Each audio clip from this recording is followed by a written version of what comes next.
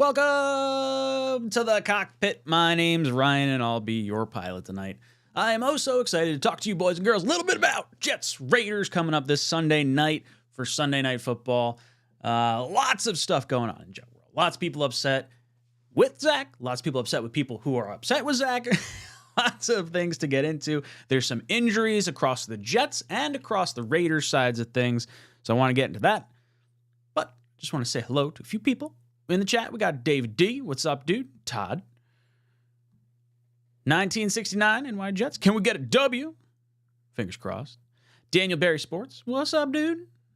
Dre Perez. What's up? Bay. Jay Nasty. Zach in the black hole going to be very bad. Please prove me wrong.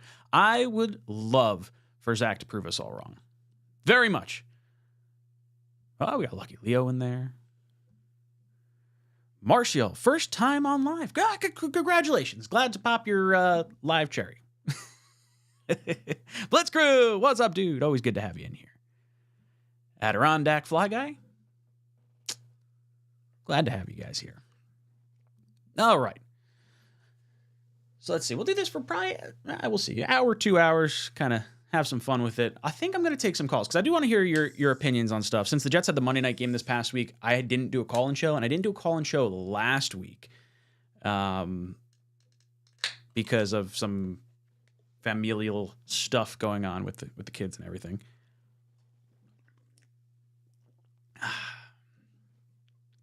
Energy Equals by Equilibrium Brewery. The beverage of choice tonight. Very good brewery if you are in the Orange County area and would like to try one. Very good. But lots of stuff to get into. Oh, I see Brian says, do you think Carter Warren starts or moving Max Mitchell back to right tackle? We'll get into it. You'll have to hang around. See what I think. All right, let me get my topics up over here. So lots of things to get into. Jets coming off a tough loss to the Chargers. Not a lot of positives to really take away from that game other than like the Jets defense. The Jets defense held Justin Herbert to 136 yards to the air, no touchdowns. And then their top rusher in Austin Eckler had 44 yards, I think, or 40 yards on the ground. He did have his combination of yards and receiving, like rushing and receiving yards. Still did damage. But the Jets did play well enough on the defensive side to do some good things. Offensively, a lot to be desired, for sure. 6 points over the course of an entire game. Lots of breakdowns, both from a play calling perspective, an offensive line perspective, a wide receiver perspective, and most notably the quarterback perspective. So lots of stuff to get into here. So first off, I want to talk a little bit about some storyline stuff. Davante Adams. New York Jets going up against him for the first time this year. Aaron Rodgers is going to be on the sideline. Going to be really nice to kind of see how their interaction goes. A lot of Jet fans want to see Davante Adams in a New York Jet uniform next year. There was rumors that the Jets were trying to trade for Davante Adams. And I've kind of been of the opinion that I don't think that it was realistic to trade for him this year because of the contract that he currently has with the Raiders. And I believe it's actually a tradable contract beyond this season. Once you get out of this football year, then they can kind of split some of that salary cap up. And I think that the leaking or the narrative that's come out of the Jets possibly looking for Mike Evans or Davante Adams was sort of leaked out to gauge interest or at least sort of send up a flag. Like, hey, the Jets are looking for these types of wide receivers, and we're going to have some money in the offseason. We got a quarterback that is going to be coming back. I think there's going to be some people that are excited about that. Could Davante Adams possibly be a New York Jet next year? What can the Jets do to slow him down? Now, the Jets are obviously had a lot going on with, trying to stop weapons in the past few games. I shouldn't say past few games. Giants game wasn't so much about stopping weapons, but they allowed over 125 yards to A.J. Brown. Are they going to be able to bottle up Davante Adams? Does Renfro get some looks? Does Josh Jacobs run wild on us? I don't think so. I think this defense is really, really good. Let's see. So I think, first and foremost, I would say that Davante Adams is not going to be the problem that I think he could cause to other teams. Now, I don't know what to make of him as far as like how many targets he's actually going to get. Like, are the Jets going to be able to bottle up O'Connell? They're missing their starting offensive lineman right now. It sounds like they might miss left tackle and right tackle. It's entirely possible that entirely possible. Sorry, you get pop-ups. I think it's entirely possible that the New York Jets don't have to rely heavily on, I shouldn't say not having to rely heavily. That's a bad way to put this. I think the Jets defense is going to cause the young rookie quarterback a lot of problems. I think without his offensive tackles, Bryce Huff, Jermaine Johnson are going to feast all day long. Quinnen Williams going to live in their back pocket. That's what I'm looking for. That's what I'm looking for. Mudviles pops in and says, Ryan would love to see Hack run more bootleg play action. Zach plays better in those types of plays. Also feed Cook and Hall. Raiders run D sucks, and even Dalvin Cook should find the end zone. Let's effing go Jets. I do want to have Brees get a lot of touches, and I do have some underdog stuff that we'll go into in just a little bit here. Kind of let you know where my head's at as far as the Brees Hall running back stuff goes. For those of you that are just hopping in, I do have a sponsor for the channel. So if you guys would like to support the channel in some form or fashion, and you like doing these higher, lower competitions, how many rush yards will Zach have? How many pass yards will Zach have? How many kicking field goals will Zerline have? Those sorts of things.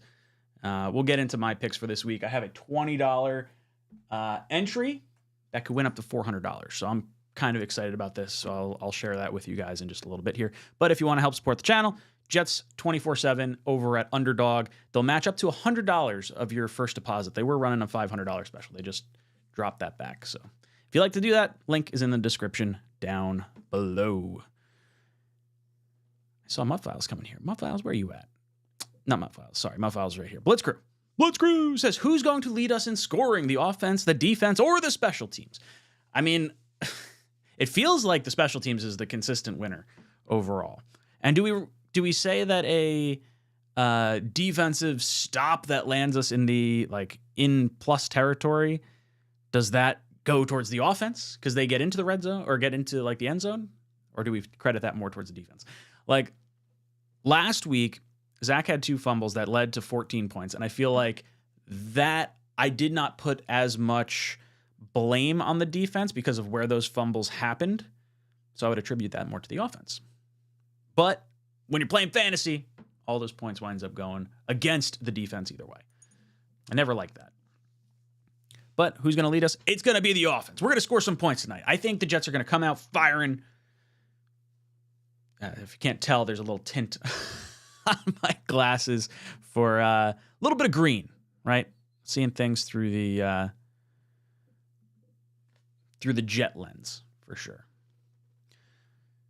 So I'll get into a few more comment questions from you in just a little bit, but I want to go through some of my other little points here. So Devontae Adams is going to be an interesting storyline. Now, Max Crosby, Jets are going to have some issues on the offensive line right now. The right side of our offensive line is not very good, and Max Crosby is one of the best defensive linemen in the NFL. Very quietly, I feel like. I feel like the West Coast teams don't get heralded as much, particularly the Raiders, and maybe that's because they're not seen in this great playoff kind of run type of light. But Max Crosby is every bit of a dog on that defensive line, and he's going to have to go up against probably Max Mitchell with Billy Turner being knocked out. They were talking about the Jets' offensive line looking something like this. And that's Becton left tackle, Tomlinson left guard, Newman at center instead of Tippmann. I'll be honest, I don't like that. I don't like Newman being at center. And this isn't confirmed, but this is what I believe it was Zach. Was it Zach that was saying it? Not Wilson. Rosenblatt. Newman at center, Tippmann at right guard. So going back to guard, and then Mitchell at right tackle. I would probably prefer to see a combination of Tippmann at center, Newman at guard, or Saffold at guard even. Either one of those guys. And then Mitchell at right tackle. It's close, but I don't know. I mean, Zach's already got a ton of stuff to worry about on the offensive side of the ball to possibly be concerned about where the snaps are ending up because Newman's a little bit greener in that area is definitely a little concerning for me. So I'm not super crazy about that offensive line. I think Max Mitchell, I think Max Mitchell is going to have his hands full with Max Crosby by the end of this week. Not by the end of this week, by the end of this weekend. Sunday Night Football, baby. So lots of stuff going on. After that, what happens with the offense? Breece Hall, Garrett Wilson, you got to get the ball into the playmaker's hands. I want to see more rushing yards. I saw this like crazy stat. It was like when Zach throws it less than, was it 15 times? When Zach throws it less than 15 times, the Jets are like really, really good. And then when he throws it over that amount of times, really, really bad. And that insinuates that you're running the ball because you're scoring, you got the lead, something along those lines. So maybe you're more likely to lean on Breece. I would like to see the Jets lean on Breece. Garrett, get him out in space. The play that Garrett fumbled on this past week against the Chargers, where he was kind of out in the right flat, that's the type of play I do want to see Garrett run. Just because he fumbled it, I don't want to see them like take that away or anything along those lines. I do want to see your best playmakers out in space, and that even includes Breece Hall. Like, get him some screens, get him out in the flat, get him at least the ability or the opportunity to make one guy miss and then get a whole bunch of yards. Because maybe it's not great that we're running into a heavy defensive front with an offensive line that's, maybe struggling a little bit right now. Lots of stuff to figure out from an offensive perspective, but these two are going to be critical components if the Jets are going to have any type of success. And the Raiders defense is like sneaky good. Not just Max Crosby, but like the rest of that defense, oddly better. I shouldn't say oddly better. They've been playing a lot better. Like literally one game after Josh McDaniels gets canned, 30 points on the Giants. Jets only scored, 13? Little different. Obviously, playing conditions, weather conditions going to play a huge factor in that. But I do think that the juice from having Antonio Pierce as your head coach now is probably going to make you a little bit more, fired up. Josh McDaniels didn't really inspire confidence. And now I don't know whether to think, is this going to be the consistent Raiders we see, or is this like an emotional high, almost like when the Jets lost Rodgers week 1. There was that emotional high. Everyone kind of band together, played their hearts out, and then they wind up getting, the overall victory. Are they going to be able to maintain the level of success they had last week, or will they have a little bit of a letdown this week? Jets really, really need this to get back into the playoff conversation. I believe if the Jets win per analytics, it's like a 54% chance that the Jets make the playoffs. If the Jets lose this game, it's like a 25% chance. So this is a very, very critical game.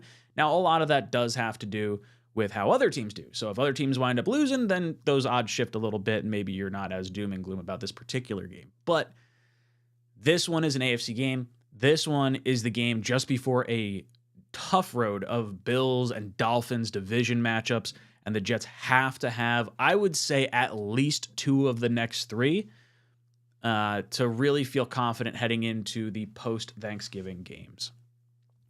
And then as far as Zach, what happens with Zach? How does he perform? How does he bounce back after a week of Jet fans absolutely going nuts on him? And some of it deserved, some of it not so much deserved. I do think that Zach has talent, and I think that I would like to see Simeon be the number 2. I'm not saying bench Zach right now, but in the situation where you are struggling mightily in the first half, I would like to have the option to at least say, hey, look, we couldn't figure it out this week. Zach need a little bit of a reset. Simeon came in. We're going back to Zach the next game. I think they could always do that. It almost feels like they're trying to I don't know. Like they're just playing him, and just like, all right, we're just going to ride or die regardless. And it makes me question the Simeon signing at all. Like, why is he not active in any capacity? He's got to be better than Tim Boyle, I would think. And on game day, you have that emergency third quarterback that I think you're allowed to have active. I don't know. Interesting stuff. I want to see Zach bounce back. I'm a Zach fan. I'm a Jet fan. I'm going to root for Zach. But I do really want to see, I would like to see someone else in there just because I want to have some sort of level of confirmation. Like, okay, if what I'm seeing with Zach continues to happen without Zach, then I don't mind having Zach in there and watching that the rest of the way out because it's obviously putting the best quarterback out there. But if there's some degree of success that can happen without Zach in there, I think you owe it to the other 52 people on the team to at least take a look at it. I don't know. I'm not super high on the yardage stuff. You know what? Before we get into comment questions, let's pull up the board that I have for what I'm looking at as far as Underdog hires and lowers. So like I said, Underdog is the sponsor of the channel. So if you'd like to support the channel, play yourself some fun higher lower contests, you guys can do this. You pick basically all these different contests. You have to pick 2 different teams. So I have one Las Vegas Raider in there. That's Aiden O'Connell. I think he's going to have more than 2.5 sacks taken. I think this Jets defense is absolutely going to feast this weekend. So that is an easy one for me. They did not have the Raiders kicker on this particular slate. Normally I take the opposing team's kicker over 1.5 field goals. So the Jets defense is so good that normally I can hit on that pretty easily. I did take Zerline higher than 6 points. And that's more so because I don't have a whole lot of faith in the Jets offense right now. I would love to be wrong on this, by the way. But I would have no problem losing the $20 entry that I have on this to see something more exciting. So I have Zerline over 6 points. I have Aiden O'Connell higher than 2.5 sacks. I have Zach higher than 2.5 sacks. I mean, he had 8 last week. I think 2.5 is probably not a far stretch to think he could get this week. I do have Quincy Williams over or higher than 8 tackles and assists. I think him and Mosley. I was going to go with one or the other. Mosley had, I think it was 9.5 tackles and assists was the higher lower, and that was a little high for me. So I was like, all right, let me go with Quincy for this particular spot. And then Breece Hall, more than 15.5 rushing attempts. And that's because I feel like they are going to try and make Breece a focal point. When we rush the ball with Breece, we wind up winning games. And hopefully the Jets don't get down too early, that they're able to actually rely on his legs. And I think it's, unfortunately, I'm a little more concerned about the Breece pick in this. If you wanted to remove Breece rather than winning $400 on this, I think you would, let me see. Let's pull that off. You would win 200. So depending on if you want the Breece higher or lower than the 15.5 rushing attempts, kind of up to you. But like I said, if you guys want to support the channel, do me a solid. Promo code Jets247 down in the description down below. And Underdog will keep supporting the show, which is pretty cool. I would have used this app whether they supported it or not. So just don't tell them that I told you that. All right, let's hop back to the main show. Bam! Over here. Talking a little Zach. So clearly I'm not super high on the Zach hires or lowers this particular week. Blitzcrew comes in saying, gut feeling Zerline will have 8 points this week.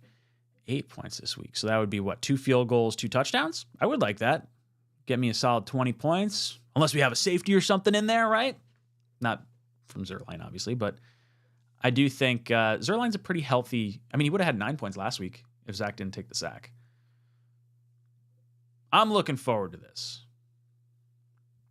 Brian says, do you think Carter Warren starts or moving Max Mitchell back to right tackle? I think Max Mitchell is definitely moving back to right tackle, and I don't think Carter Warren's going to see the field this year. It feels like this is going to be a redshirt season for him. I'd love to know what he's got, but I don't think we're going to see him. Blitzcrew says, given how the Jets are doing this season, think it's time to wash that underwear? Our luck can't be worse. So what Blitzcrew is referring to is I haven't changed my underwear since 2010. Last time Jets were in the playoffs. It's one of those superstitious kind of things. Maybe I should start changing. The alternative fact says, why the Devontae talks? You need a quarterback to throw the damn ball. Well, as far as I know, Aaron Rodgers is going to be here next year.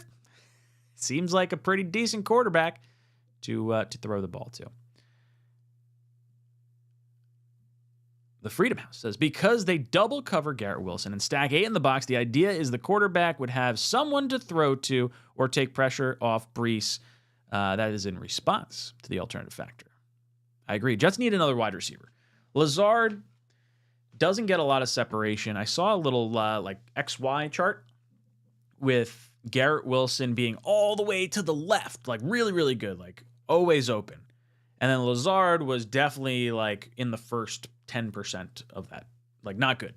Not good for Lazard. But he's not drastically further back than some other receivers that are probably around the same style of receiver. When you have a big possession receiver, generally those guys are not the ones that are creating a ton of separation anyway. They're using their bodies, they're using their catch radius.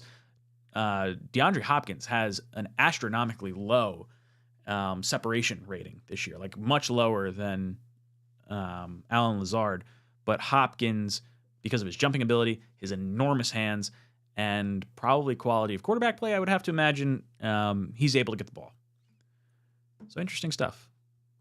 If I had the chart with me, I would pull it up. It was actually one, I think I saw it on, I don't know if it was Joey Jets or Blackout Jets, maybe? I think it might have been Blackout Jets. That sounds right. Kevin says, I feel like Aiden O'Connell is bound to throw at least one pick, whether is a lot of pressure in his face or really good coverage from the defensive backs.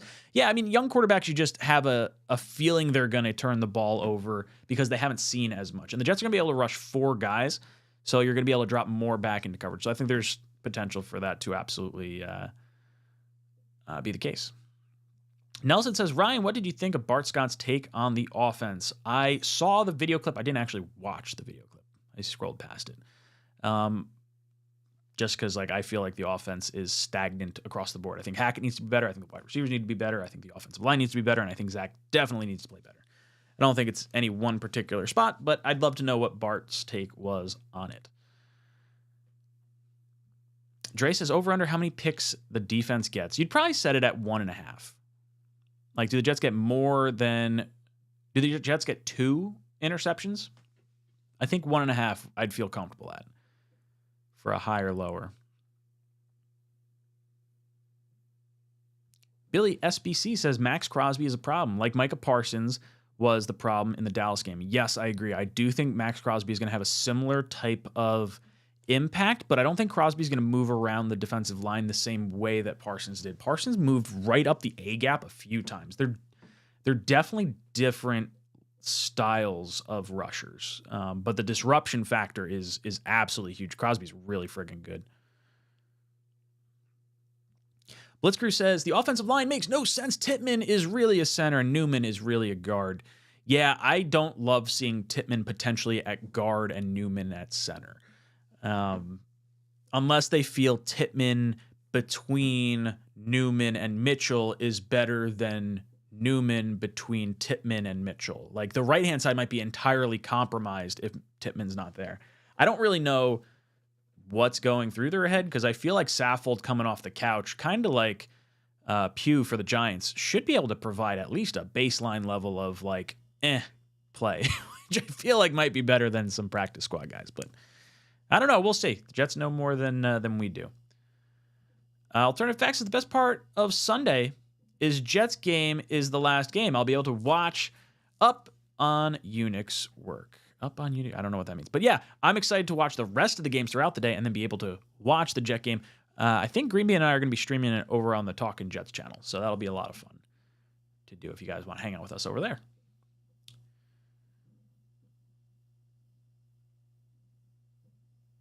Adirondack Fly Guy says Zach needs to do more than 3-step dropbacks. Any quarterback will only get 1 or 2 seconds to throw. Zach can't process the field that fast, resulting in sacks. See, I disagree. I think Zach should almost exclusively, not entirely, but almost exclusively, be doing 3-step drops because our offensive line cannot hold. And Zach Wilson is much better when he gets the ball out in under 2.5 seconds. So dumb down the playbook if you have to dumb it down. Make it, hey, it's Garrett, it's Conklin, it's Brees. That's your reads. And they're all on one side of the field. So that way you can make the boom, boom, boom, roll them out a little bit, move the pocket around. That's what I would like to see from Zach. I don't want to see him holding on to the ball too long.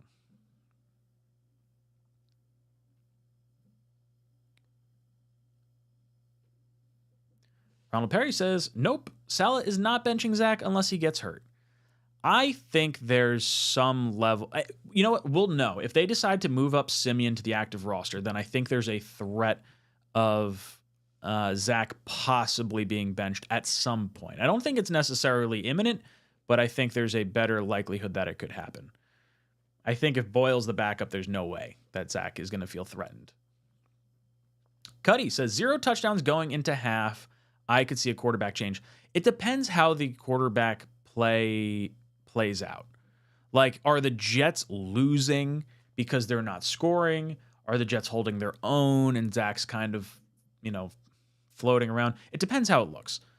Because I don't mind the Jets not having a touchdown if it's a tight defensive game and Zach has looked all right, but there are some penalties or there are some drops. Like, I can differentiate that stuff. The Chargers game for me, and I think the way I look at Zach is mainly like the first 3 weeks, I was like, man, he's got to get better. The Chiefs game was the one that was like, wow, Zach can play like this. Why can't he play like this all the time? So there was a lot of hope from the Chiefs game. So going from that Chiefs game, then you say, okay, the Broncos. Well, Zach didn't have great stats in the Bronco game, but they're a really bad run defense. So it makes sense for Hackett to say, hey, we're going to run the ball a lot with Breece Hall in this game. No problem there. That's sort of my built-in rationale for why Zach was not performing at a particular level, because we didn't need him to. We didn't ask him to do that. The Eagles game, this team was in the Super Bowl last year. Very tough game. Defense had a ton of interceptions. It was a ball control type game. Jets win it in a close matchup. My knock there is like, okay, well, Eagles win the Super Bowl. Decent team. Not expecting crazy stats. Then you get to the Giant game. Giant game was a rainy shit show of a game. You don't have your starting 3 centers. You're on center 4, who's never taken a snap with Zach. You have, Swiss cheese over at right guard. I'm not taking any blame, or not giving any blame. I shouldn't say not giving any blame, but I'm not giving much blame to Zach on that front. I mean, heck, with 24 seconds left, he got us back in the game and winning the game. Now, as far as the Charger game, I think the Charger game I'm a little saltier about, because you had an extra day to prepare. You had perfect weather conditions. It was a nice, cool night. There was 0 wind. You're playing the worst passing defense in the league. So I feel like it's easier for me to feel like it's okay to criticize Zach in that respect, as opposed to the previous 4 games, even though the play level probably did not change that drastically from week 5 after the Chiefs game through this past week. So right or wrong, that's sort of my thought process with where I'm at right now. Blitzker says, I want to see completions over 10 yards down the field. I feel like we're trying to live in this tiny first down 10-yard box on a consistent basis. And it's really, really frustrating, because I feel like you can't get a first down on first or second down. It's like, okay, we have to make it all the way to third down, and you have to get 3 yards, 3 yards, 3 yards. And it's like, 4th and 1, rats. Like, it feels like we make getting first downs very hard.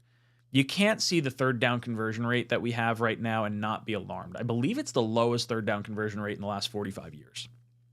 I think that was something I saw. I would not be a fan of that. Dre says, Jets need to run that toss at Breece that Breece dropped again. I like the toss plays. Breece has to catch it. It was not the best of tosses. I think they probably should practice that. But I would like to see Breece go north-south a little bit more when your offensive line isn't holding their blocks the way you may want to. So I would probably change that a little bit. Kevin says, Gibson was the only bright spot last week. I thought Gibson played well. I thought when I did the every throw video, I went back and I was really impressed with the speed of Gibson, the ability to get open of Gibson. I think after Garrett, I think Gibson is going to provide the most amount of separation because of how fast he is and the sharpness in and out of his breaks compared to any of our other wide receivers. So I'd like to see him on the field more, for sure.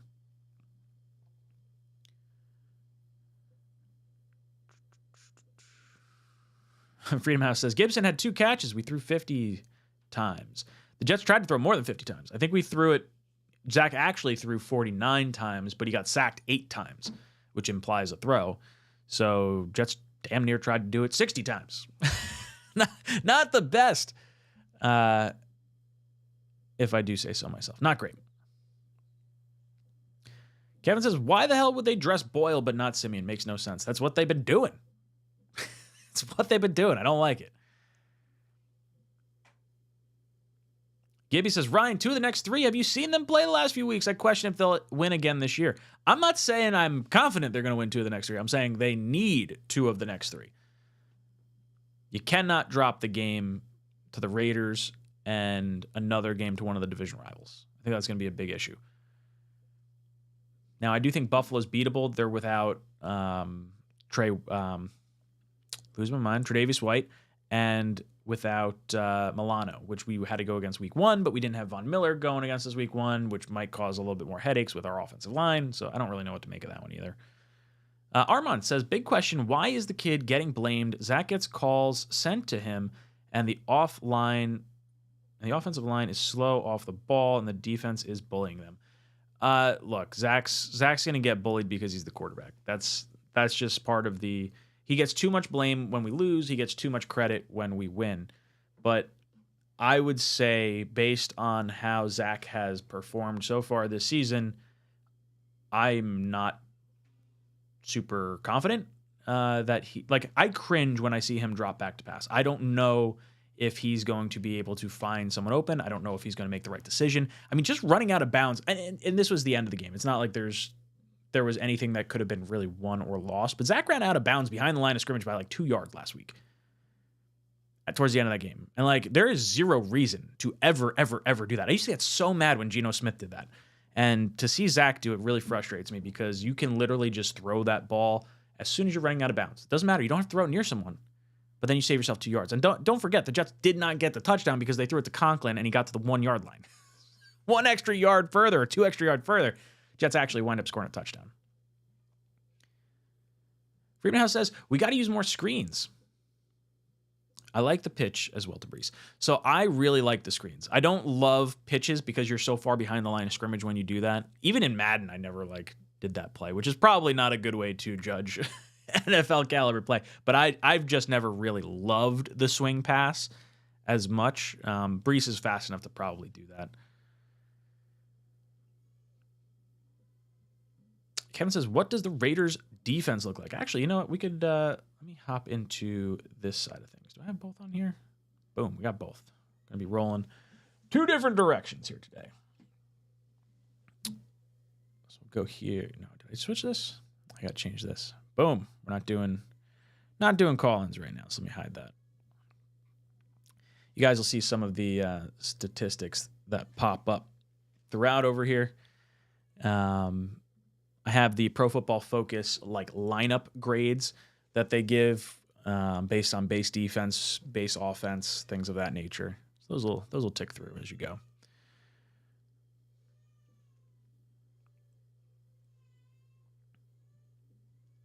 Billy says Raiders are rated 8th in pass defense, 31st in rush defense. It's pretty obvious what they do well there.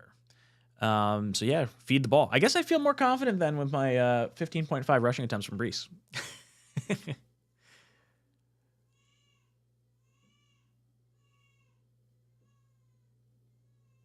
Melvin says, if I go to this game, I'm about to boo this bum quarterback. I definitely threw a few boos his way at the Charger game. I will flat out admit that. I was definitely frustrated at points. Specifically when he was taking sacks stupid far back. And the one where he kicked us out of field goal range, it was a very obvious, okay, he just doesn't have to take a sack. I don't care if we get an incompletion, because Zerline's going to hit this kick. And then he does the sack. And it's really, that's where we went. Got some boos there. Corey Davis is light years better than Lazard. I agree. When we had Corey Davis on here, I was calling him wide receiver 2. I very much wish we had Davis back here.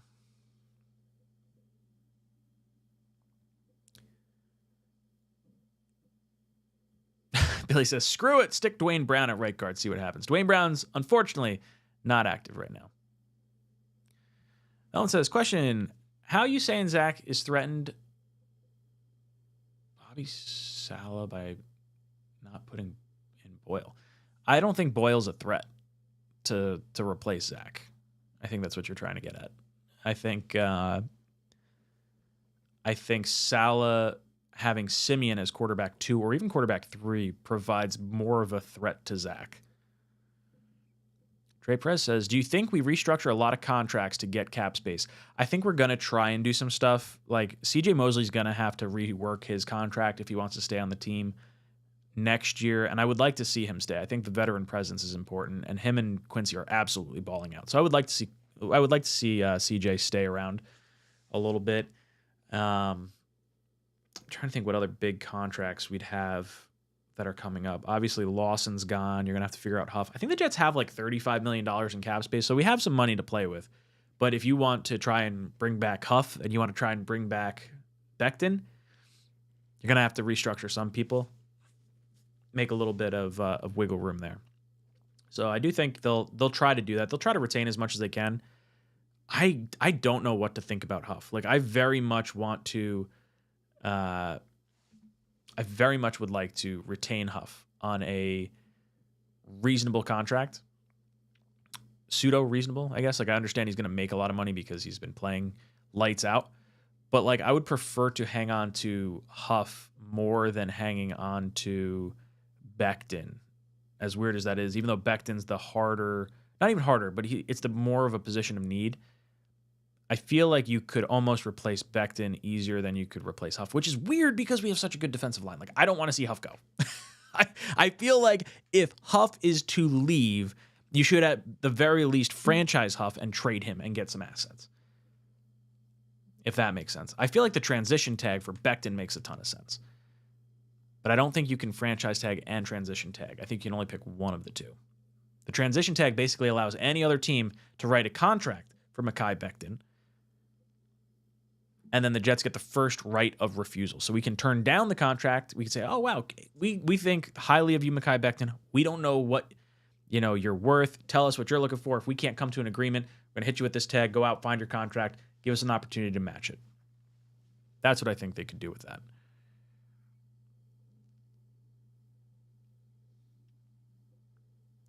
J.E. says, I'm having nightmares of Zach scrambling 10 yards backwards for a loss or overthrowing receivers. The Charger game was rough because it's not even, what sucks is like the completion percentage was like solid in the box score, but when you consider like a lot of those passes are plays that ended drives anyway, like throwing to Brees for like a yard on fourth or on 3rd down and 7, or Conklin getting 3 yards on a 3rd and 10. Like, yeah, those are completions, but they're not really like needle movers. So as much as I want to see Zach with a high completion percentage, I want to see it where we're actually moving the chains. I feel like 3rd down conversions are more important to me at this particular point in time than some of the, yardage or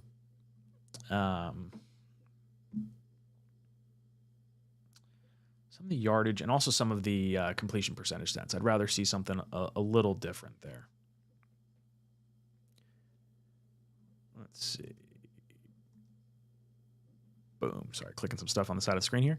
Blitzcrew comes in and said, would love to run effective screens, but defense knows it's a screen or a pass to Garrett Wilson. Lazard on par with Elijah Moore and better than Odell so far.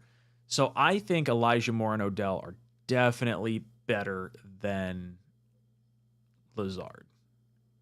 Definitely. I would take either one of them over Lazard right now. Lazard's definitely been underwhelming because of the lack of like jump ball presence. Like, he is such a soft receiver when it comes to like going up and getting a ball. He doesn't like fight for it, or it doesn't appear like he fights for it when they slow it down and they like show him. It's like, oh, I'm going to wait for the ball to hit me in the chest rather than high point it. And because of that, defenders are able to get their hands in there. I don't love that.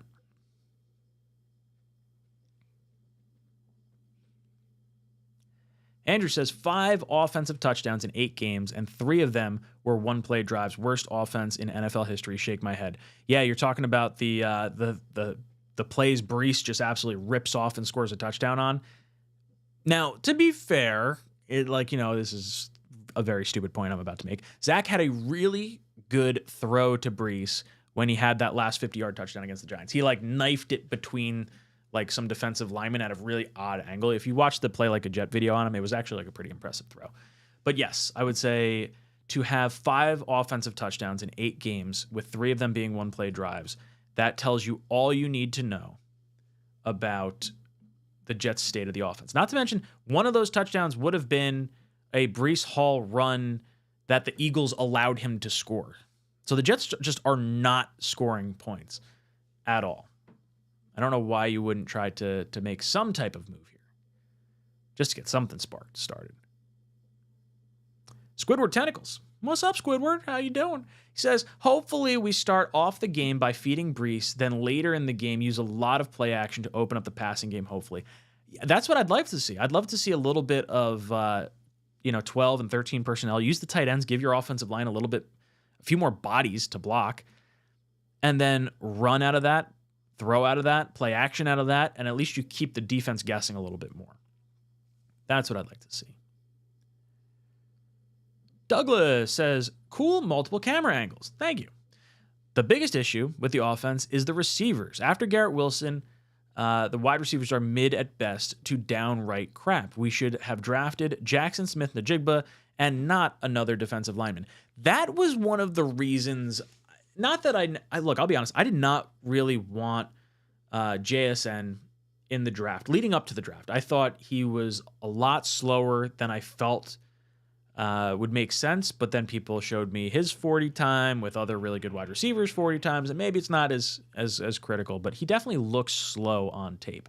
But then you hear Garrett Wilson and Olave start talking all about how good he is as a teammate and how he was the best receiver of the 3 of them. And then you say, okay, well, if those guys are saying that and there's actually a legitimate truth to that, I would love to have seen the Jets consider him strongly.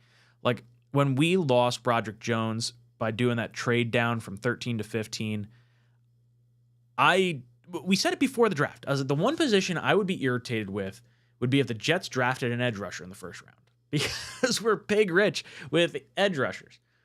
Now, I like McDonald. I think he's going to be a good player. So I'm not so much faulting him as much as I'm faulting just the thought process behind it. I thought JSN made a ton of sense. But at the time, remember, the Jets had Garrett Wilson. They just paid Lazard. They had Corey Davis on a solid contract. They were bringing in Cobb. They had Hardman. So the Jets did have a pretty deep wide receiver room at that particular point in time.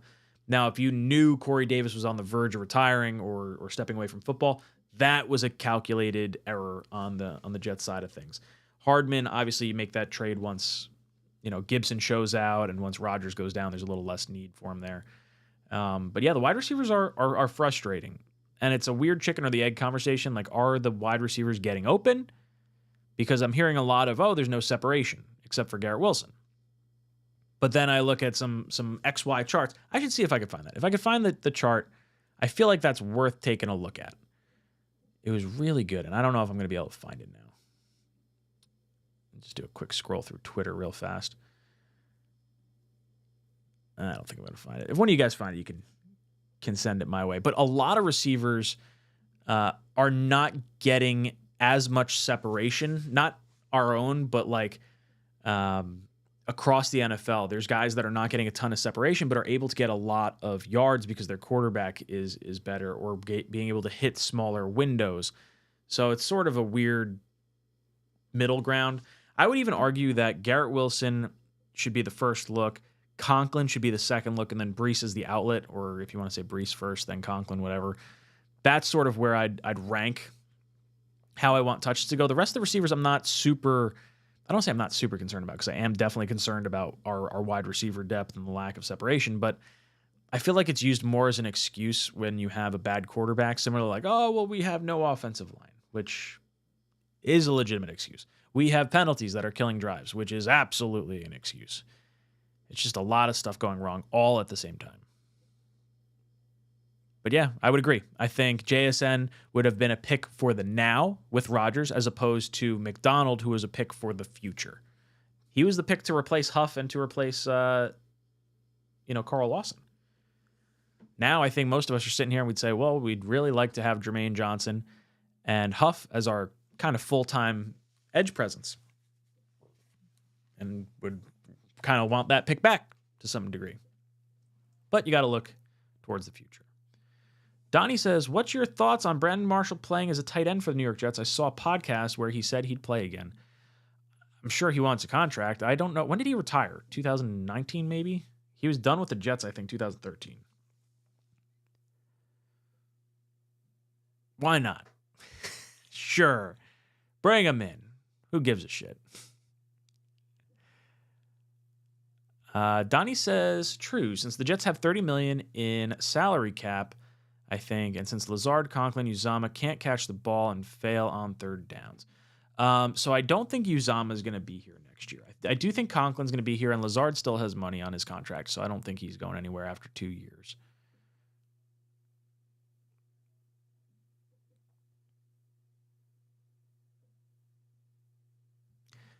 Go Green Gaming says Jets never score touchdowns, though, with any quarterback. It's like we're destined for field goals.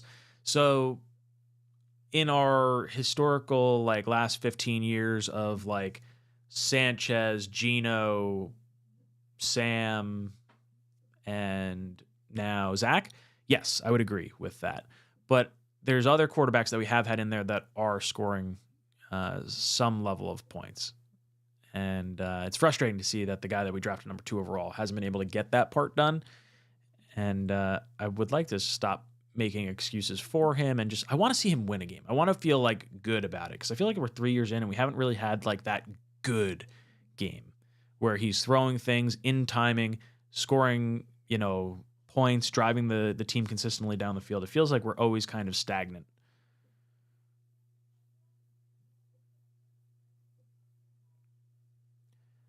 Crossfire says, Ryan! That is all. Just Ryan. Thanks, Crossfire. Glad to have you in here. I like the little Friday stream. I've been doing the Friday stream this year a little more consistently, and I've had fun with it. Let's see. Ooh, I got to change Nightbot. Nightbot's been saying the wrong stuff in there. See if I can change that fast without screwing too much up.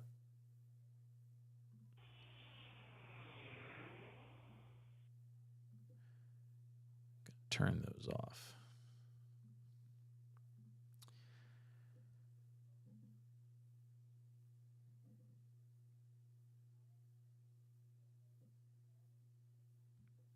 Billy says Zach's receivers at BYU got separation. Give those kinds of receivers here, and the Jets, you might get the same results. I think the bigger part of Zach's collegiate career is his offensive line, because of the religious aspect to BYU. A lot of football players go on, I guess is it a pilgrimage or like they go on a leave, on a mission, and come back. So a lot of his linemen were like 22, 23, 24 years old, as opposed to like 19, 20-year-olds that you normally see in college. So Zach had a very, very good offensive line of guys that were just built more like men than the players they were going up against. It's not great. J.E. says, Huff's got to get signed. Completely agree. Completely agree. Can't let that dude walk out the building. Carmelo said, last time I checked, Zach is 4-4 this year. He is 4-4 this year. But I will admit, I would like to see us 4-4, but feel a little more confident in other games. I don't think the style of play that Zach's currently playing at right now is sustainable against better teams. Like I'm fine with admitting I would rather be lucky than good, but when you're playing really good teams, you have a better shot of getting lucky when you have good quarterback play than just purely relying on everyone else being perfect and having things fall into place. So while Zach is 4-4, I think if we're being realistic, Gibson returning a field goal in the first game in overtime. Now, maybe the Jets would have gotten enough yardage and kicked the field goal and it wouldn't have mattered. That's entirely possible.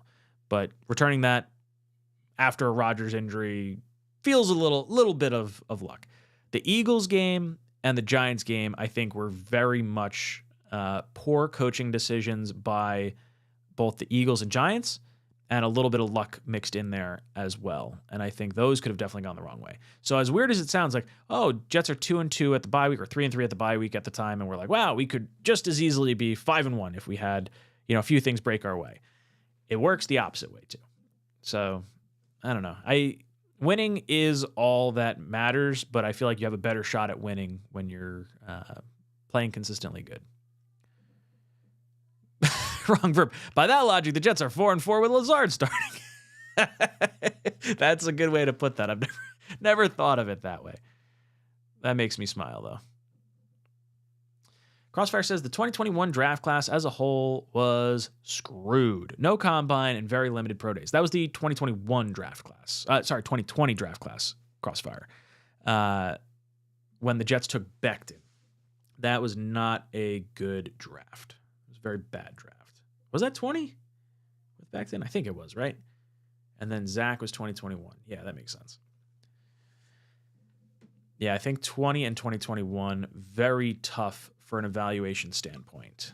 Oh, no, you know what? 2020 had a season. 2021 was the one that didn't have. It had the abbreviated season because it was 2020 that got abbreviated. So that's what you're saying. I gotcha. No combine, limited pro days. Allison, what's up? And if you guys ever play the Bears, take down the quarterback of the Bears. That seems to be the weak spot. They found out the problem and circle the quarterback. Take them down. The Bear caught cause. I did see something that like the Bears quarterback has the same amount of touchdowns as Zach, and that scares me.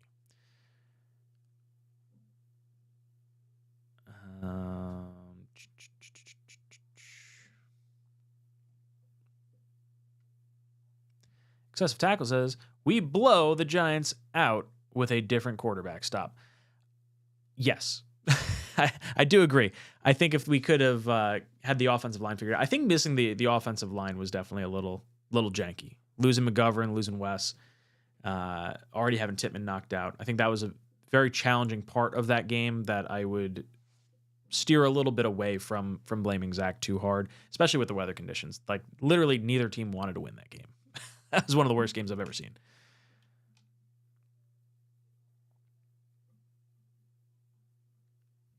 Jeremy said, it's not going to happen. Joe's biggest mistake is not getting a competent quarterback to back up Rodgers. The two backups are not any better, 4-4 because of the defense. Yeah, I would say we are 4-4 because of the defense. And I would say that it was a calculated measure this year to go all in on Rodgers. I think they banked on him playing every single game like he has the last few years. And honestly, before the season, I was definitely in the camp of, look, if Rodgers is going to miss significant time, there is no quarterback that's going to give us what Rodgers could give us or give us enough of a shot. Now, I definitely did not think Rodgers would be going out 4 plays into a game or 4 plays into the season. But I definitely, I was all right with that calculated effort. I think they wanted to save salary cap space for a perceived Super Bowl run the following year because we were going to need some assets, right? Like you had to make some concessions there where the Jets needed another year of free agency, you needed another draft class, and you were hoping based on the backs of what we had this past year or last year that Rodgers would be able to do something really special this year. But there was still enough there where you're like, I'm concerned about the offensive line. I'm concerned about some of, maybe I guess you'd still be concerned about the weapons either way. I don't know. We ultimately should have had a backup quarterback. That would have been the right move to do. What's up, J-Boy? Glad to have you. JJ says, we better draft wide receiver in the first round. Upcoming draft, this wide receiver room is awful. I do not want to draft a wide receiver in the first round. I would rather get Mike Evans in free agency and draft the best offensive lineman, whether that be a tackle, a guard, or a center. Don't care. Best offensive lineman is where I would prefer to be as opposed to wide receiver in the first round. Now, I have heard the wide receiver class this year, there might be 20 wide receivers that go in the first 2 days. I don't know. I haven't done my research on them yet. This is going through some accounts that I follow for draft stuff. And I would prefer to go offensive line, just from a pure position standpoint, offensive line in the first, and I would go wide receiver in the third. I do think we need to draft one. I don't know if it has to be in the first round with the amount of receivers that are available in the free agency. T. Higgins. I would say Mike Evans first because of the duration of contract we'd have to give him. And then T. Higgins, I think T. Higgins is my favorite receiver that could be available or will be available this offseason. And then Davante Adams, I feel like is more of a pipe dream. I shouldn't say a pipe dream. I should say a little more. It's going to be costly. He's a little bit older than Mike Evans and definitely older than T. Higgins. But you got the Rodgers connection, so there's always going to be that little bit of a spark there. So I don't know. I could go either way on it. J-Boy says, just hang around the 7th seed. Rodgers comes back versus Washington, and we will win the next 7 games. I think Washington's what? Is that the game prior to... Let's see, I have it up here right now. Okay, yeah, so it's the game prior to the Browns. I don't think Rodgers is going to come back to MetLife. I think if he comes back, it's going to be the Browns or the Patriots. But it depends what we can do, how far we are back. 9-8 got into the playoffs last year. One team, I believe it was Miami, was 9-8, got into the playoffs, and one team, I believe it was the Steelers, was 9-8 and did not make the playoffs. So that's kind of the dividing line. And this AFC is tough. The AFC North is tough. I believe every team in the AFC North is currently in the playoffs, and I think the Jets and Bills are currently sitting on the outside. The division might be the best way for the Jets to get into the playoffs. We still have 2 games against the Dolphins, 1 game against the Bills, 1 game against the Patriots. We have to hang around. That's my biggest issue. My biggest issue is like, if you could just find average quarterback play to keep you afloat. And I don't know if that, I don't think that's what we're getting from Zach currently. I know there's been a lot of the Zach haters and Zach truthers or whatever, but I think I would just like to see something different just to see if that is the issue, or at least give us an option. Like, I don't feel like there's any threat to put Boyle in right now. And I think the Simeon signing confuses me because we haven't activated him at all. Like, why even bring him in at that point? Jeremy says, Will McDonald won us the Giants game, but should have traded down 3 offensive linemen last year with the first 3 picks. Knew O-lineman was our weakest position and took defense. I think I understand what you're saying because we got Carter Warren and we got Tittman. I would have loved... was it Anton Harrison, the tackle that went a little bit later at 27? There was a tackle, I think, that went at 27. From what I heard, the Jets did try to trade down and felt McDonald was the best value at that particular time. I still am a little perplexed by it based on our strength of team. I felt like that was very much a pick for the future. And even Carter Warren was like we weren't thinking of using him this year.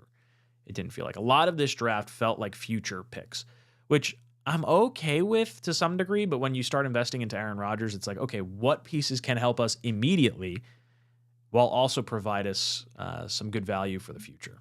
So I don't know. I'm not super thrilled with how this last draft went, but I like Tittman. I like Izzy. I don't know what we've gotten out of Carter. Zaire Barnes looks pretty good. I feel like I'm missing someone else in there. But, yeah, we'll see. We haven't seen Bernard Converse yet. He's active, I think. I think he's going to get a little bit of a redshirt year, too. Blitzkrieg says, I kind of hope we trade down from our first rounder and get a second rounder back. Offensive lineman in the first round, wide receiver in the second round. Yeah, I agree, but I don't know how far down we'd have to trade down to get a second round pick. I still feel like we're going to be somewhere in that 15 to 20 range. Like, I think we're going to be just shy of the playoffs if we continue on this current trajectory. That part does scare me. And I would go, at that point, like you said, wide receiver. Yeah, O-line in the first, wide receiver in the second, and then I don't know what you do in the third. Best player available, other offensive lineman. I feel like we can't have too many offensive linemen at this point.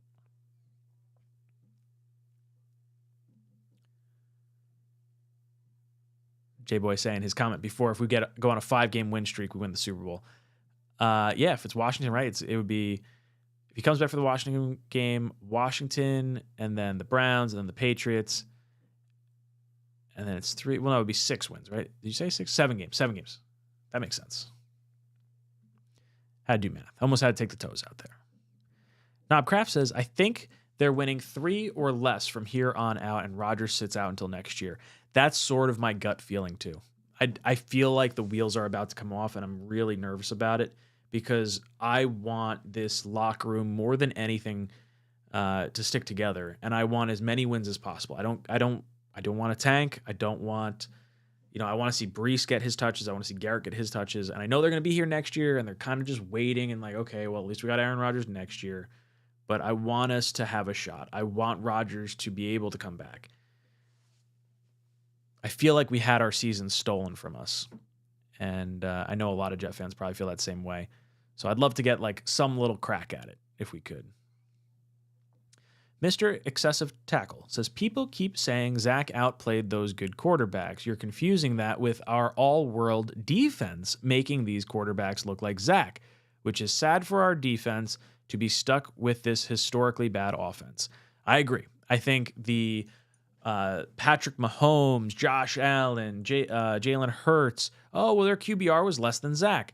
Well, that's great, but Zach's QBR was not great. It's more of a testament to our defense. I completely agree with that take.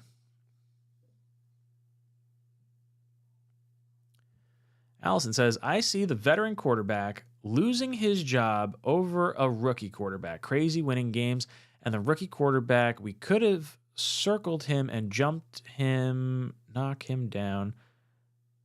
I hope you. I don't know if you're talking about the Raiders where they had Garoppolo. He lost his job over the rookie. I don't know. I don't think. I wish Jimmy G was starting. I wish McDaniels was still there. I'd feel a little bit more confident about this game in particular. I feel like the Jets or the Raiders might have a little new life here. I'm not loving that. Blitzkrieg says AFC North, 2, maybe 3 teams making the playoffs. Texans make this a lot harder for us. The Bills and Miami are playoff level. If we are making it, we are fighting for an 8th seed. So there is no 8th seed. it would have to be a 7th seed. So I think that's just a little typo there. But yeah, I think it's going to be a challenge. I think we're going to have to take care of our division rivals because we know them best. I think there's an opportunity, if we can score any kind of points, to beat any one of them. Our defense can keep us in every game. The Wedge says, Zach and the Jet players need to stay away from Las Vegas showgirls and concentrate on the game. Hubba, hubba, hubba. Go New York Jets. Yeah, look, they got to focus. Got to dial in. You need this game. I said it before. If you lose this game, it's like a 25% chance of making the playoffs. If you win this game, it's like a 54% chance. It's not great. Not great odds. Blitzkrieg saying, if we went offensive lineman in the first round, wide receiver in the second round, then he would go defensive tackle or more O-line wide receiver in the third. Interesting.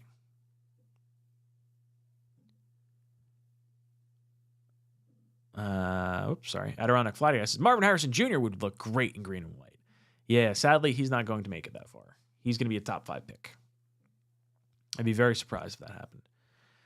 Billy says, this team goes the way the offensive line plays, quarterback plays, and wide receivers play. Quarterback play and wide receiver play is secondary to that. See, it's so tough, right? Because there's so many things that are intertwined into the offense. It's the play caller calling the correct plays and not being predictable. There were plays when Green Bean Matt and I are sitting up in the stands on Monday night saying, this is going to be a run. Like I bet this is going to be a draw right at the middle. And sure as shit, like 2 seconds later, that's exactly what wound up happening. So I think the play calling is definitely an issue. I think wide receiver wise, some level of it is going to be the Jets not getting some separation. I think some of that is also going to be, offensive line. Look, the quarterback can make the offensive line look better than it is too. Getting the ball out faster, I think, does help your offensive line. Just want to see Zach make the plays that are there. J-Boy says, Rodgers comes back at the right time, and it juices up the D for the greatest D in playoffs history. I mean, think about how good this defense could be if we had a lead. We've shown this stat before, where you have the Jets, the amount of times they blitz is one of the lowest. Only the Colts have a lower blitz percentage than the Jets in the NFL. And as far as what team is creating the most amount of pressure, the Jets are way higher than anyone else. So if you give us a lead and you allow guys to pin their ears back and actually rush the passer. That's what you want. Heck, the Jets didn't have their first offensive snap with a lead until partway through week 5. Think about that for a second. Jets did not hold a lead where the offense took one snap until halfway through week 5. Outrageous. Carmelo says, us Jet fans never learn. Rodgers comes back and gets killed. Look, I don't want to see us lose Rodgers for the forever. Like if he were to come back, if someone tells Rodgers, hey, there is a real threat of you never playing again or being like seriously injured, then don't do it. He's got to be cleared to be able to play. Green and White Militia. What's up, dude? He says, Ryan, I just want you to know that you kept me awake for this 5-hour journey from work. 5 hours? Where the hell are you going? Green and White Militia? You got a 5-hour commute? I mean, I'm glad I could help. But man, that is a long drive. That is not fun.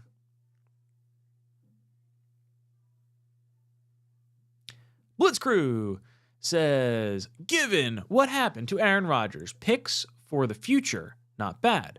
Want to keep Huff, but not likely. Tippmann is great. Hopefully Warren can start if Becton leaves. Izzy will be running back 2. JBC maybe replaces Whitehead.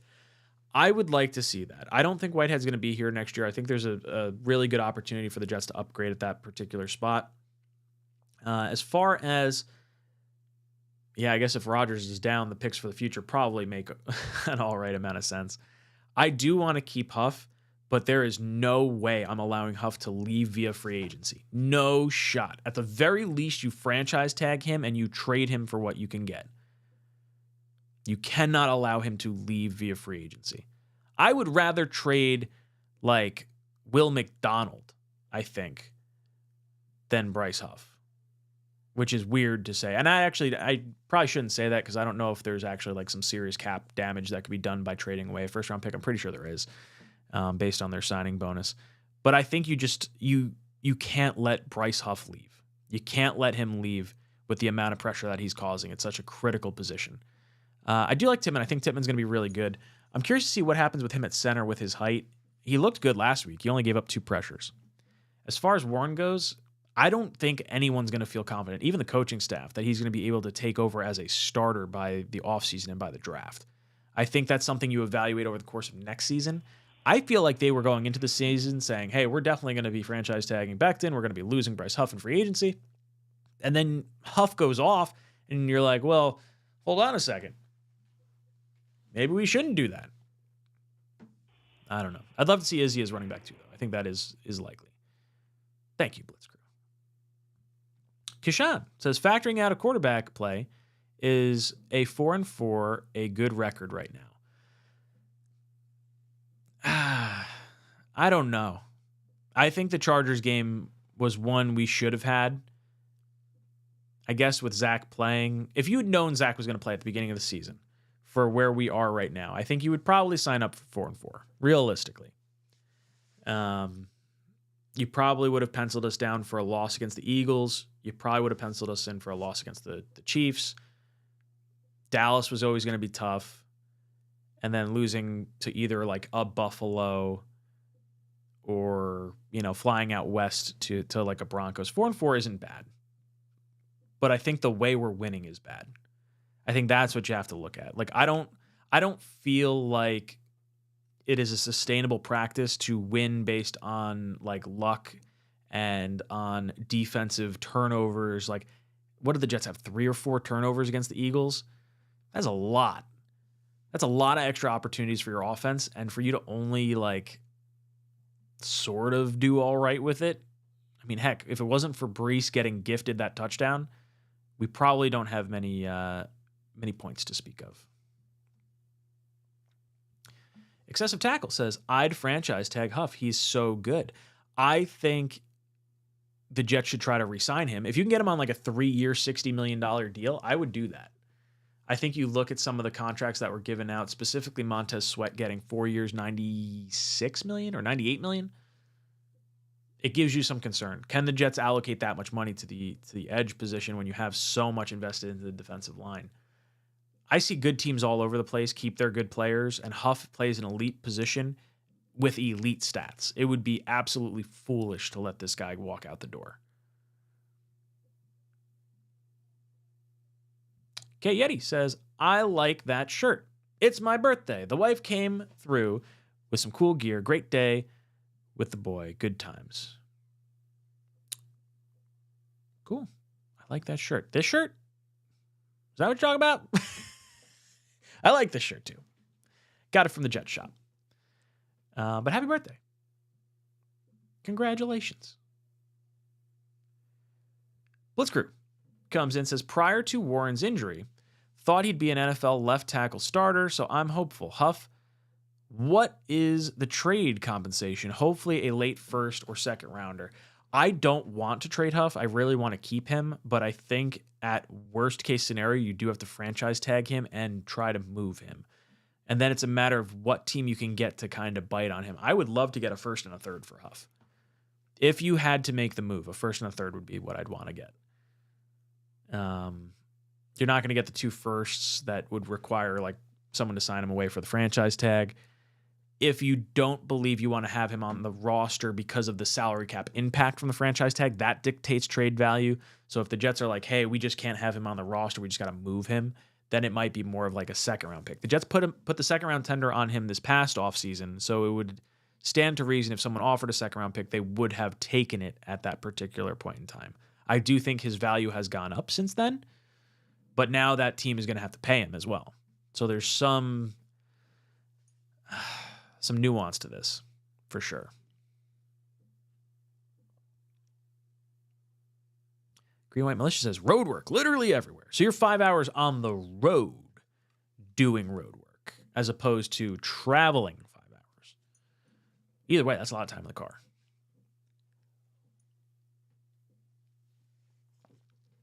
And I'm happy you're tuning in. I've said it before. There's a lot of ways. Let me rephrase it. The most valuable thing you have in your life is time. And for you guys to spend some of your time hanging out here with me, listening to some of the takes I have, hanging out in the chat with people that are hanging out in the chat, is the greatest compliment. So thank you. Really does mean a lot. Hey, what's up, Joe? Joe says, what would Zach's stat line be if he played the Jet defense? 4 for 23, 13 yards, 3 interceptions, 2 fumbles, 12 sacks. Well, I can tell you in training camp, he didn't look that good. we were sending a lot of heat. Quinnen was feasting on our offensive line all training camp. You would think that would, like the iron sharpens iron thing, you would think at least playing against a really good defense would make you better. I would say Zach looks better than he did last year. Like there's certain nuances that I think he's doing that are better than what we've seen.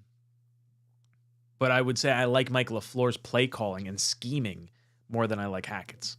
I feel like LaFleur was able to get 300 yards out of any quarterback that was back there. Doesn't happen so much with Hackett right now. But it wasn't happening with Zach with LaFleur either. So I think that's more so why I want to see Simeon at least get some consideration. Because if he can string together a decent game and we're moving the ball a little bit, we're getting first downs, I feel like that's more important. Double R says, can't believe the Jets even wanted Rodgers. Good grief, he's old and washed out. He's no Tom Brady, just retire Rodgers. So this Double R is clearly a Dolphins fan or Bills fan that is purely panicked that Aaron Rodgers is going to be here for the next 3, 4, 5 years.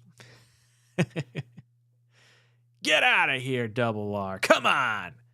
Hop on the bandwagon. Rodgers will be fine. We'll be good. Mr. Excessive says, yes, I'm saying Dak got the ball out in 1.4 seconds and destroyed us. Zach needs to get the ball out quicker. We can't replace the O-line. It is what it is. But we can make a change at quarterback. That's exactly where I'm at with the Simeon stuff. Is like there's only like you're not changing the offensive coordinator because Rodgers is going to be here. You're not adding anything more to the offensive line at this point. You're decimated by injuries. You're Double R's a Cowboy fan. There it is. All right, that's okay. I don't mind you Cowboy fans. But yeah, look, you can't change a lot at this point. You could have traded for an offensive lineman. You could have traded for a wide receiver. You could have made those sorts of things. But getting the ball out quicker, look, Miami doesn't have a great offensive line, but Tua gets the ball out faster than any quarterback. 2.2 seconds is his average. If the Jets can do that, Zach's going to be fine. Zach has a really good quarterback rating when he gets the ball out in under 2.5 seconds. Paris says, I read that Mekhi Becton and the Jets will part ways at the end of the season. I haven't seen any reports on that, but I do have a gut feeling that's where it's headed. I don't think this team or this coaching staff holds Becton in super high regard. I think I've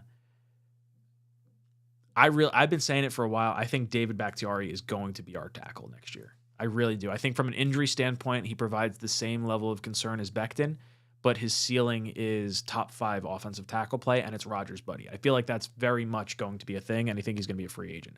So if you could tell me you could bring in Bakhtiari and Mike Evans heading into the draft, and then you draft the best offensive lineman in the first round, and you draft another wide receiver in the third round, now I think we're cooking with gas.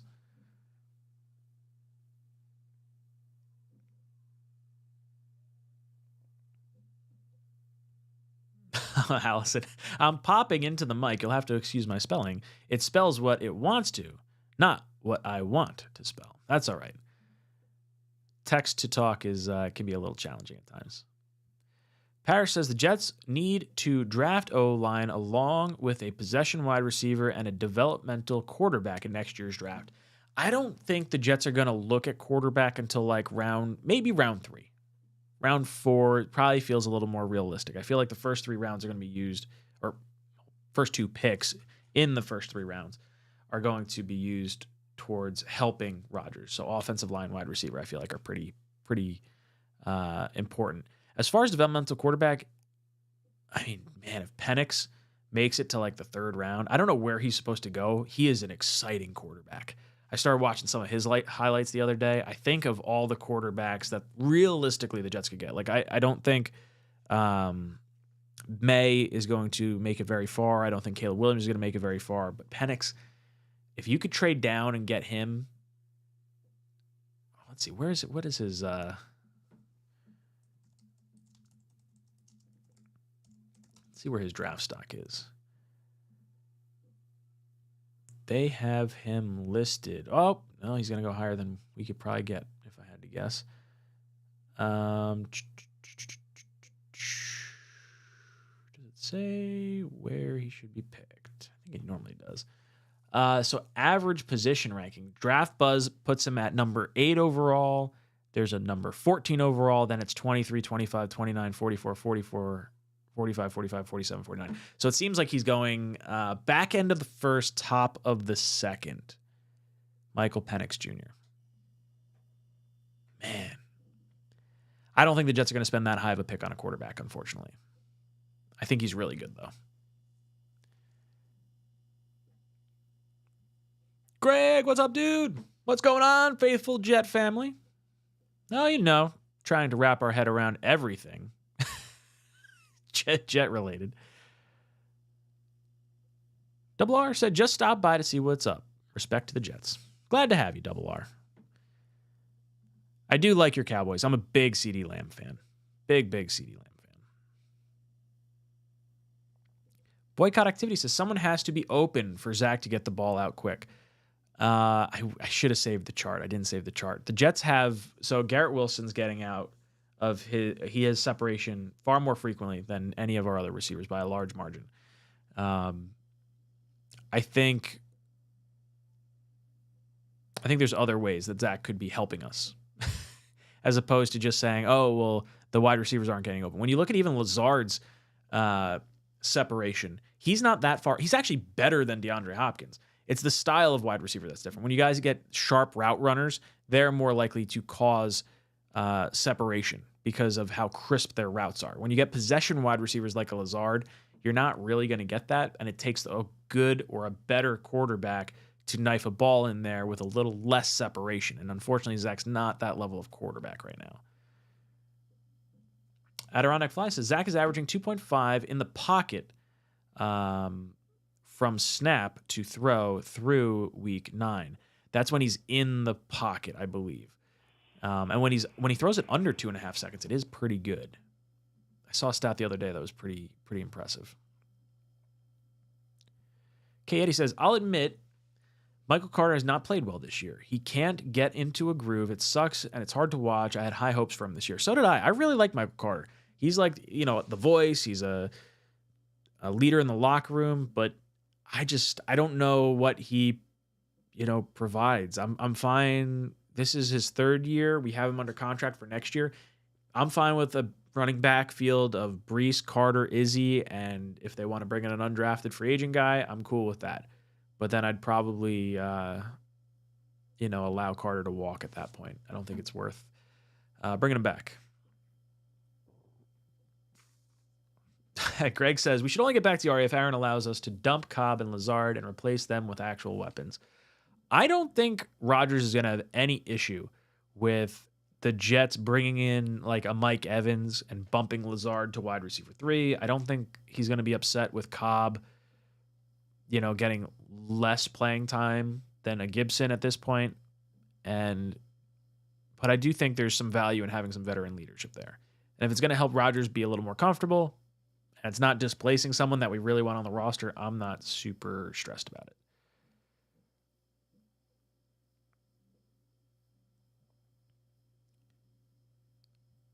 Lewis says, what sucks is that Rodgers may hinder our future because we can't possibly draft a first-round quarterback with him here.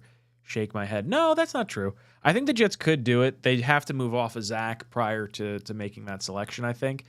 But you'd have to really hammer down what this team is in the free agency prior to the draft.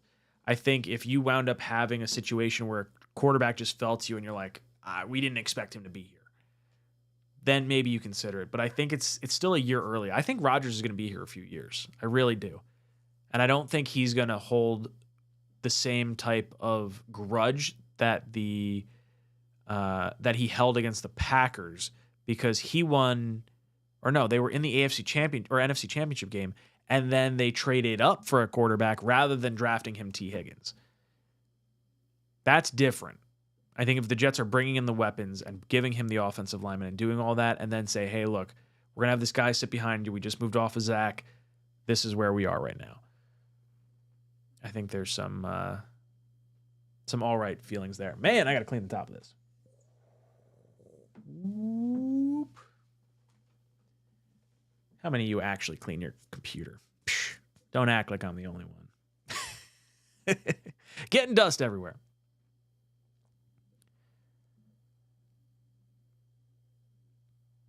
Oh, Lewis asking if there's any damn free agent wide receivers. Yeah, Mike Evans, T. Higgins, Hollywood Brown, Darnell Mooney. Lots of good ones. Tyler Boyd. There's going to be some options there.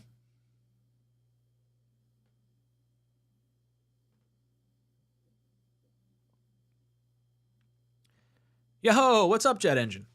Jet Engine was at the group buy at the Charger game. Real nice dude. Had a good time with you.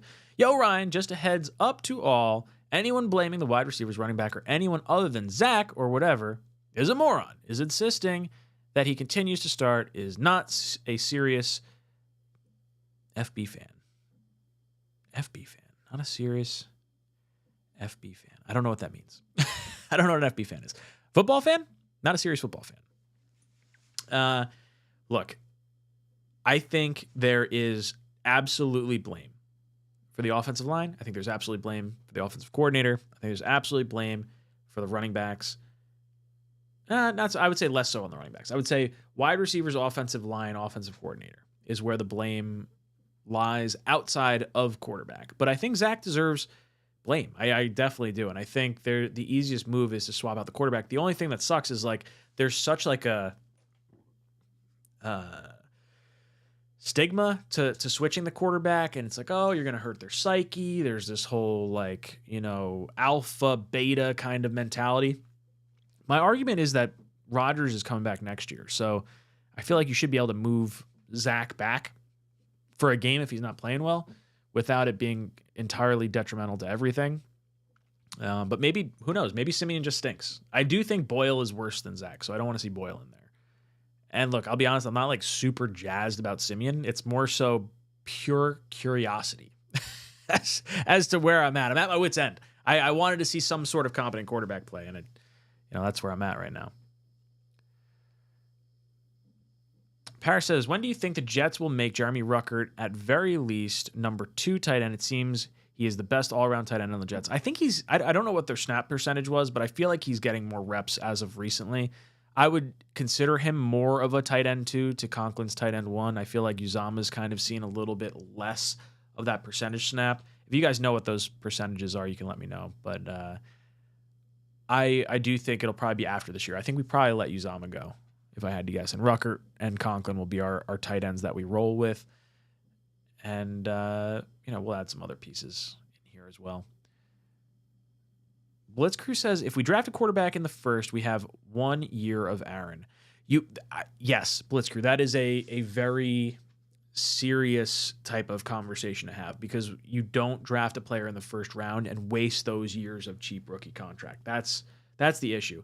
If you draft someone in the mid rounds, then you can kind of slow roll him, feel decent about him behind Rodgers, and then you can say, okay, well, this young guy is going to get up and have an opportunity to go against, call it a veteran backup after Rodgers leaves, depending on what you think. Or you just have some sort of backup that you groom behind Rodgers, and it's not meant to be a starting caliber quarterback, and he just has some upside. It all kind of depends on how long Rodgers is looking to play, but I think at the very least you owe it to the team to have someone percolating on the back burner, because you're not going to exercise Zach's 5th-year option this year. So that means he's going into the final year of his contract next year. I don't think anyone's going to advocate for franchise tagging Zach Wilson. And I don't particularly want to see Zach Wilson after Rodgers. Not if he's going to continue to play like this. K. Yeti says, with Gibson and Brownlee hopefully stepping up, I don't see Cobb on the roster next year. I would like to not see Cobb on the roster next year, but I do think there's a possible situation where Rodgers feels comfortable and wants Cobb back. And for what do we give him, $2 million? It's not really anything that's going to screw us over. So if there's a comfort level there, I'm okay with it.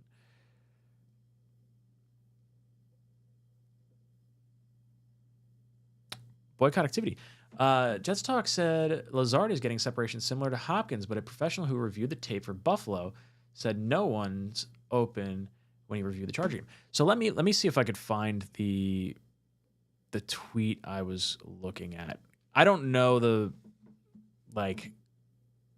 all the ins and outs of this particular graph that I saw, but it was really good. Let's see. I think it was Blackout Jets.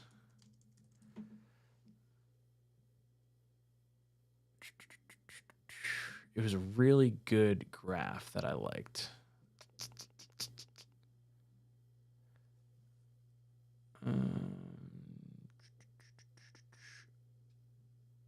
Yeah, here it is.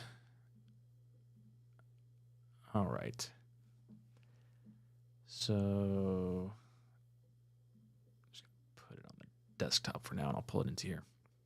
I'm going to hop over to here.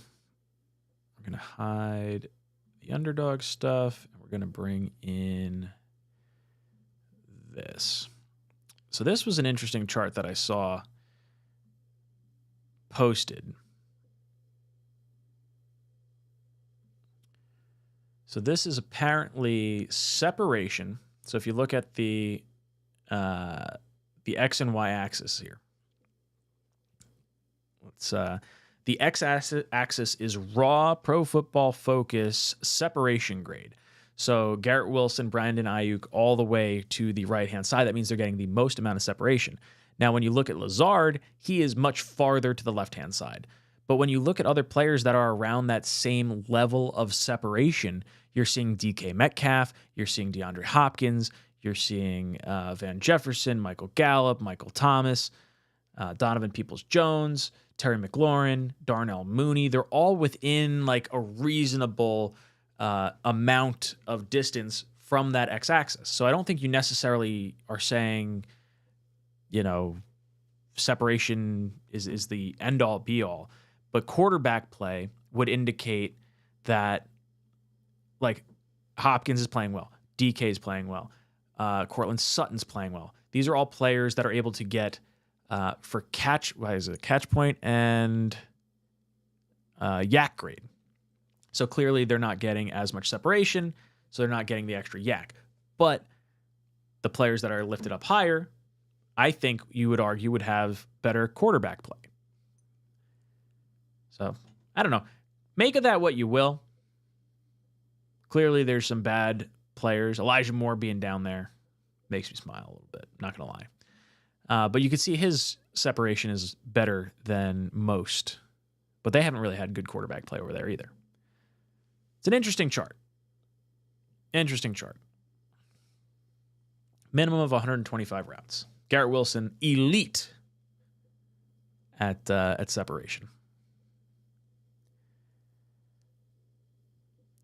DeWedge comes in and says, when we take out the Raider quarterback out of the game, we may have a shot. Go ultraviolet. New York Jets.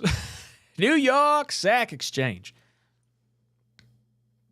I don't want to get anyone hurt. But I do want to see the Jets make it so the Raiders' young quarterback, O'Connell, does not want to take another snap. Jet Onion said, Mike White had 400-plus yards with a line as bad or worse, and worse weapons. The kid sucks and is an anchor on this team. Honestly, it's really frustrating. Like, Mike White got the ball out so fast that he neutralized a bad offensive line. That's what I want to see from Zach. He's so strong and so fast and mobile. Like, all the athletic traits are there. And for him to just not be what I want him to be is really frustrating. Jenna says, oh, thank God some 23-year-old intern watching YouTube clips says Zach is actually good, and we're all delusional. It's okay. You know what? Age is, people know stuff regardless of age, so I don't want to harp too much on, like, the younger stuff. But I do think there's a lot more green-tinted glasses on than I feel are necessary to have with him. Jets fan 4, Ryan, yes, do, because you get the fifth-year option. You draft a quarterback, and on an O-line this year, you sit him behind Rodgers 2 full years, and you get a vet quarterback so the kid doesn't have to come in case of injury. I would be more apt to take a first-round quarterback in 2025 because I do think Rodgers is going to be here a little bit longer. I would rather a veteran backup next year, and then if you want to have Zach as like the third string, I could live with that. I don't want him being the end-all, be-all backup to a quarterback that is coming off an Achilles tear. But I don't know how much I want to spend a first-round pick on a quarterback. You'd have to really love that quarterback if you wanted to take that in the first round this year. Greg is saying, or better yet, put Breece as wide receiver 2. And for the love of God, get Izzy on the backfield. Yeah, like, why are you not getting your best playmakers on the field? I feel like Izzy, Breece, Garrett, Conklin are like our fastest, best players that you could possibly get on the field. And you're not seeing them all on the field at the same time. You'll see Garrett and Breece, and that's about it. And then on third down, they put Michael Carter in there, which I still feel like Breece should be in there on third down. I just want to see him get as many opportunities as possible.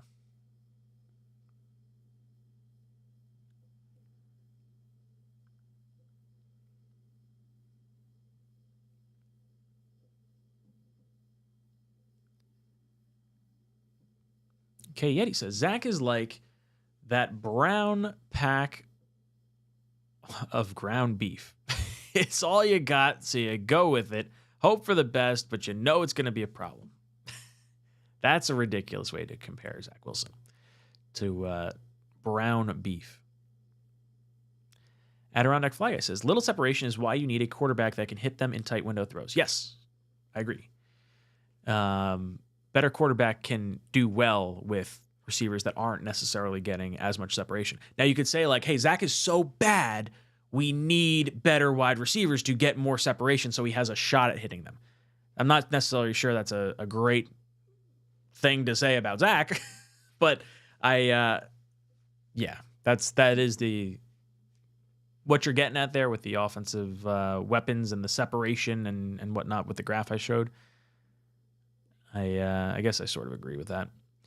Allison says, not just Aaron, Zach to sideline backers to protect their backs so they don't get hurt, and being a man especially.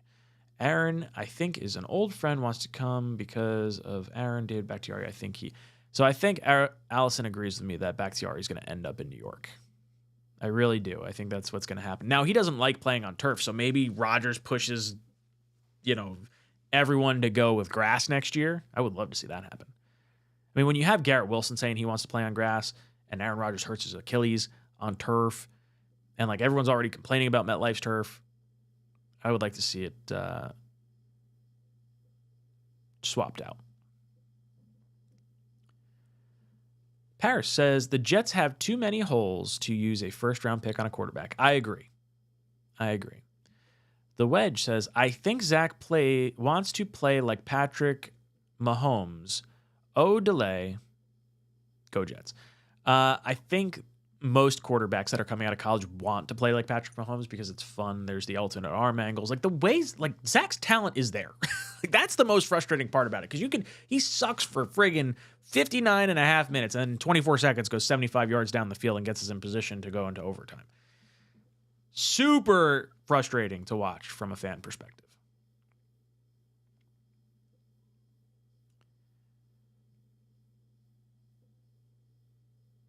Julian, thank you so much. He says, do you think that's Zach Wilson's last chance if he has another bad game? Sadly, no, I don't. I don't think this is Zach's last chance. I think it should be. I think if Zach performs poorly by halftime, I would pull him. That you need this game. If the Jets want to have any serious shot at potentially making the playoffs this year, I said the stat earlier, 24% chance if you lose this game to make the playoffs. If you win this game, you have a 54% chance, I believe is what the math was. Now, of course, anything can happen. You could beat some division rivals. I would like to see Zach on a shorter leash because of the what if. If you put in Simeon after halftime and he stinks, go back to Zach. And I don't think any fan is going to chew you out for it. I think you can spin it in a way that's just coach speak and no one's going to really drive too much home there. Joe says, Ryan, please explain that separation stats are garbage. The receiver needs to be targeted and it's at catch point. If you don't throw to open receivers, it is a quarterback generated stat. Yes. I guess. So what you're saying is Garrett Wilson's open a lot and he's not throwing the ball. He's getting separation, but that's not meaning he's separating on every play. I don't think. I'm not entirely sure how they do that, if I'm being totally honest. But I think good quarterbacks can do fine with receivers that aren't Garrett Wilson. There's plenty of receivers that are not getting the separation that Garrett Wilson is. You saw on that chart that I had up before. And you should be able to score with those caliber wide receivers. You tell me you couldn't score with DeAndre Hopkins on this team? You tell me you couldn't score with Mike Evans on this team? They're not getting a whole lot of separation. Look, receiver's a problem for sure. We're light, and I think Lazard is a problem. His penalties are a problem. His drops are a problem. His lack of high pointing is a problem. I think he should be getting less targets. For sure. I would feed his targets to Garrett, to Conklin, to Brees. That's what I would do. And then you'd have, Gibson doing an end around occasionally. I don't know what the harm is seeing Brownlee out there. Because it's not like Lazard's playing special teams. So, I guess you're not going to deactivate Lazard most likely. But if you're rotating through stuff, give Brownlee a shot. That's what I want to see. Why not? I'm in the point of the season where I just want to see the young guys play and see who's realistically solid that we could rely upon for next year. Like if Gibson and Brownlee are solid, then you feel a little bit better moving off of someone like a Randall Cobb or someone, maybe you're not going as crazy after, certain players.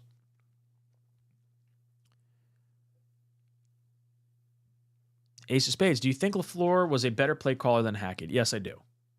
I think LaFleur was too rigid. I wish I could take Hackett's personality and LaFleur's scheming and playmaking and do that, because I don't think his offense was structured well for Zach Wilson, but I think the way you saw, like, I felt like we always had guys running wide open last year. The 49er brand of offense is a very good style of offense. You're seeing it work really well in Miami. You're seeing it work really well in Houston. You're seeing it work really well in San Francisco. So I'm not a big Hackett guy.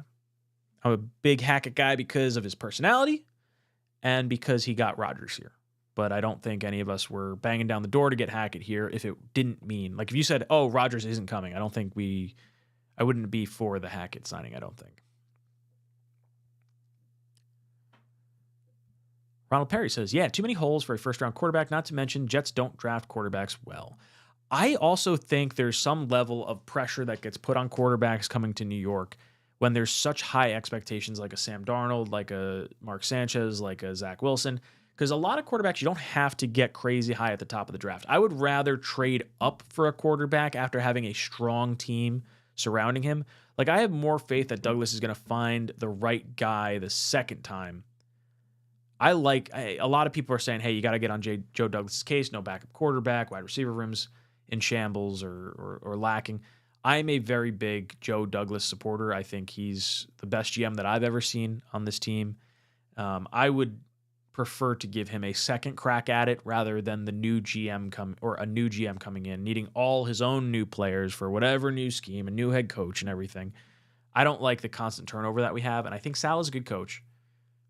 I think he's doing what is correct from a media standpoint. Like, he's saying all the right things, and players want to play for him. Like, it's one thing if he loses the locker room, if he's, consistently making bad decisions, but his side of the ball, the defense, looking pretty damn good.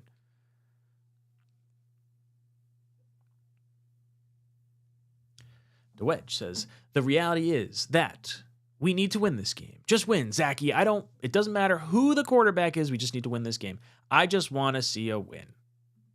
I don't want to see another stinker. Boycott says, do you know who gets open? Xavier Gibson. He should get some of Lazard's reps. I completely agree. I think outside of Garrett, Gibson is getting the most separation from the wide receiver group. Blitzcrew says, do wide receivers ever develop without flashing as a rookie? They used to. It used to be a 3-year rule. That was kind of how long it would take. Now receivers pretty much flash year 1, year 2. You have someone special. Quarterbacks, generally, by year 2. And the fact that we're still like, I'm not too sure, like partway through year 3 with the quarterback side of things, probably a little more telling than some other stuff. But yeah, wide receivers, you can see flash much earlier. Paris says, I will give Nathaniel Hackett a pass. He and Aaron Rodgers have a proven record together. I do think Hackett is better with Zach, but his play calling for him so far is too conservative. I would like to see them live and die by Zach's arm. I really would. At this point, especially if you wind up losing this game, just let it rip. Who gives a crap about the interception that he's going to throw? I would rather see him go gunslinger mode and just try to put up points. Start bombing the ball all over the field. Really start making some noise and live and die by it. There's going to get to a point in the season where it's just like, I say, screw it. And I'm almost there. I really am.